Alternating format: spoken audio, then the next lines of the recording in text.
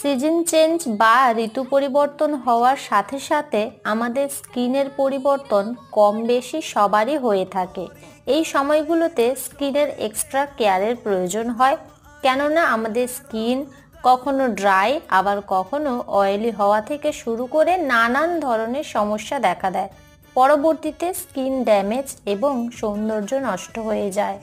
আমরা সবাই সুন্দরের পূজারী, আর সুন্দরের প্রতি আকৃষ্ট হয় না এমন মানুষ খুঁজে পাওয়া যাবে না।